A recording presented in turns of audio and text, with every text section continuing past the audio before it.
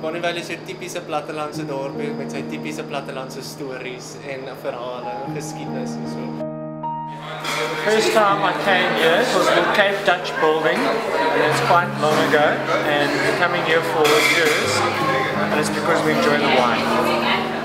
Dis omdat ons 'n gemeenskap is wat klein is. Ons almal weet van almal se doen en late eintlik. Ek sê die ou mense is altyd weet meer van jou as wat jy self weet altyd, maar ons is saam staan. Ons is die dorp het sy ups en downs, maar een ding is seker, almal in die gemeenskap kan saam staan as dinge swaar trek.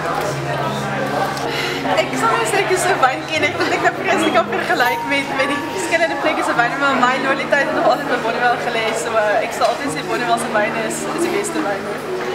Ja, die landelike omgewing maak dit definitief baie homey en dankie dit baie.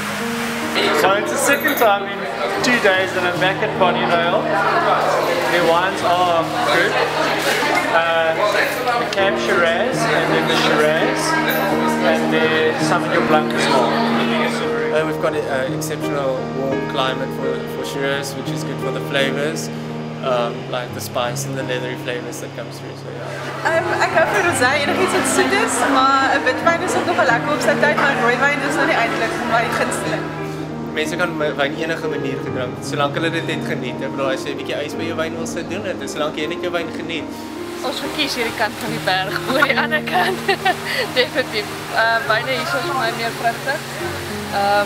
Definitief, ons verkies dit voor Stellenbosch. Die tipe dienste die jy gaan kry is baie beter, want die mense, hulle gaan nie noodwendig ken nie, maar hulle is gewoond aan om met mense te werk, so hulle gaan vir jou baie meer welkom laat voel as wat iemand op Stellenbosch. Hulle kry ons maar baie te doen met die high-class mense, so hierso gaan jy regtig goeie plaasdiens en goeie gemeenskapsdiens kry.